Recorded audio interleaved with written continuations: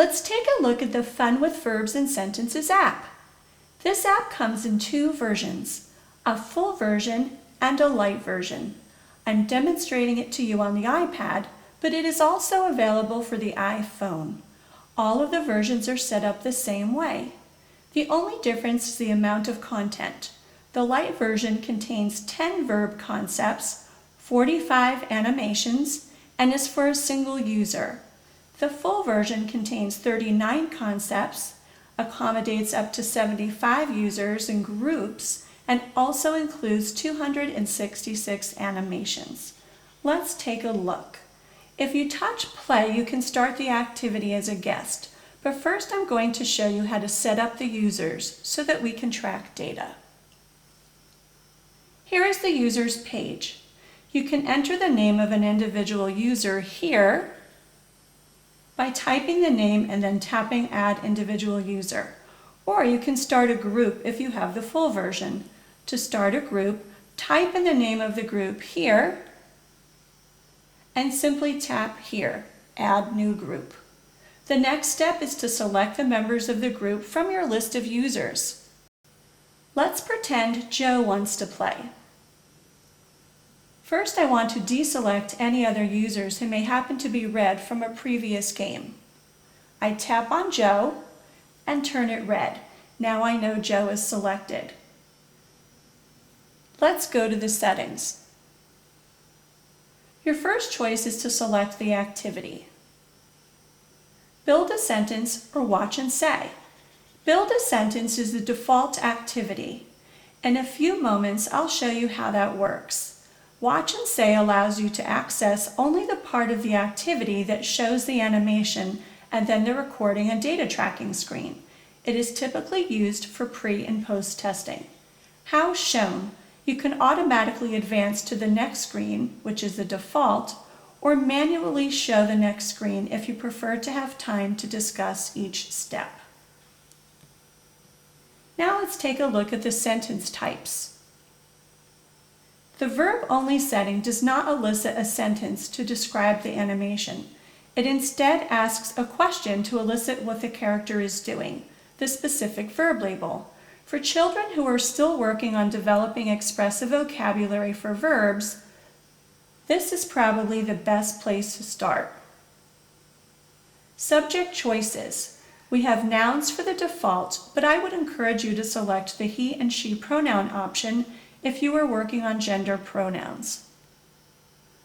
Track progress can be turned on or off. Display scores can also be on or off.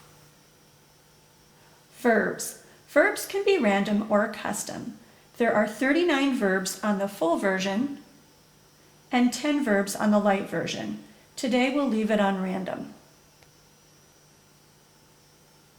You have the option to select the present ing form, past regular, past irregular, or random advanced.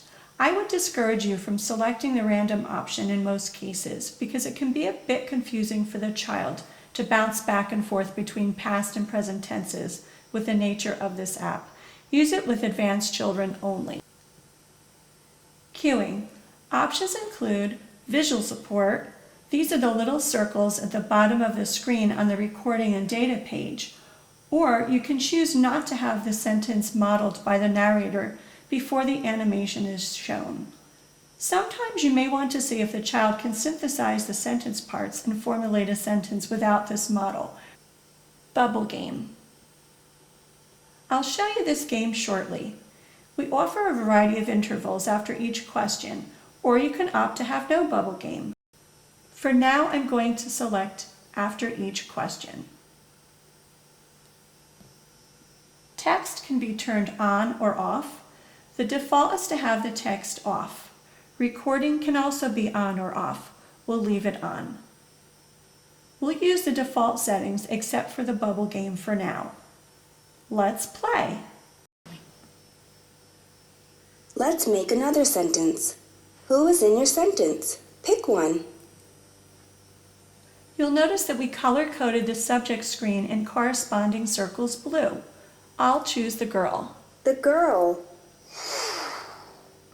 What do you want the girl to do? The verb screen and corresponding circles are always green. I'll pick fall. Fall. Where will the girl fall?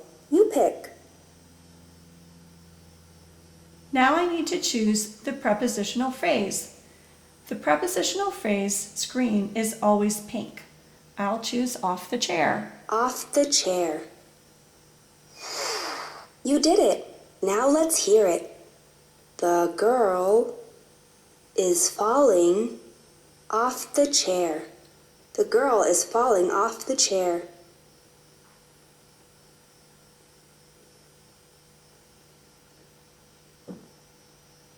Ow. This is the recording and data tracking screen. This animation on the recording page also has a toolbar. You can pause, replay, or even expand it. Simply tap at the bottom of the screen to find it. It'll even make it larger. For the present tense verbs, the animation loops continuously without sound, so the child learns to associate the ing forms with a continuous ongoing action. You may want to rehearse the sentence with the child before recording it. If the child can't remember an element of the sentence, the circles below can be touched to show the picture or hear the word like this. The girl is falling off the chair. The girl is falling off the chair. I can check and see if my sentence matched the model. The girl is falling off the chair. The girl is falling off the chair.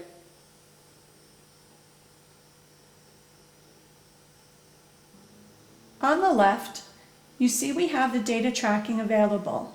As many of you know, I personally prefer not to have this feature selected because many of the children I work with get a little flustered when they feel every response is being rated. So I prefer to use it for pre and post assessment rather than during each activity. That said, I realize that many of you prefer to keep data each time you play, so we have it included as an option. In this case, I spoke my sentence with all three parts of the sentence correct, so I will touch each button here: subject, verb, and prepositional phrase. When I'm finished, I touch done. When I'm ready for the next activity, I touch the green arrow here. Which one do you want to find? Tap it. We selected the bubble game for a reinforcer after each sentence, so that's why we get to see it now. When you're ready to go back to the game, you touch here, but let's go ahead and play. I'll select the teddy bear. A teddy bear. Pop the bubbles until you find your prize.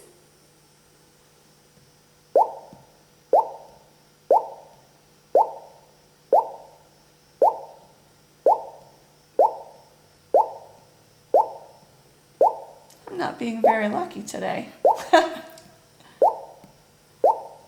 Congratulations!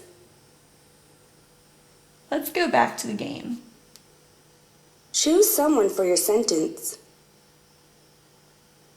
Now I'd like to show you a past tense verb. Let's go back into the settings again. Anytime you change the settings, you will need to end the session and save the data. So let's do that. End session.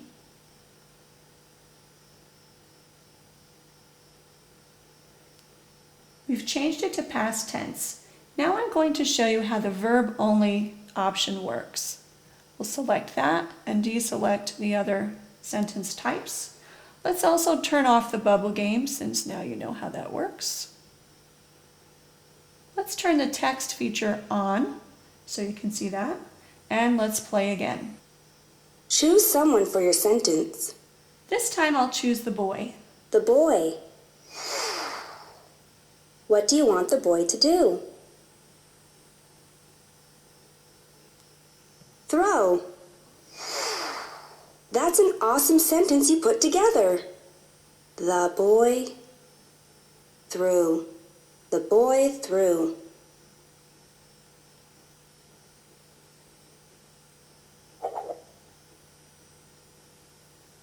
What did the boy do?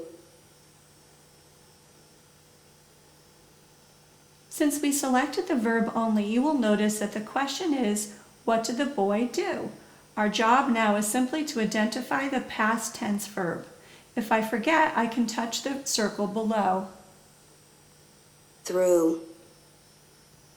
Now let's go back into the settings one last time. I want to show you a quick and easy way to use the app when you're doing some pre or post assessment, or if you simply want to elicit as much language as possible in a short amount of time. We're going to select Watch and Say.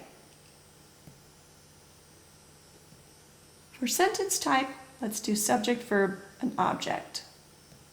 We're going to take the cueing off, and let's go.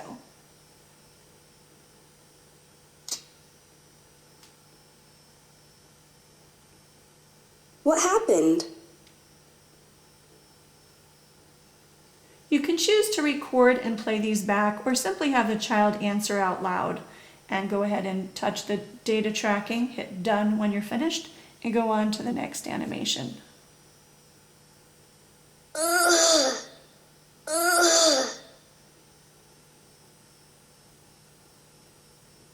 What happened?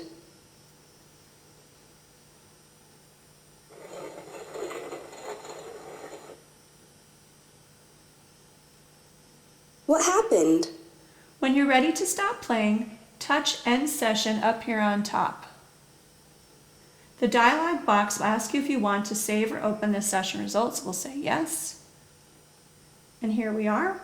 This can be printed out, emailed, and of course stored. We hope you enjoy our Fun with Verbs and Sentences app. That's it. Please check out our other apps at hamaguchiapps.com.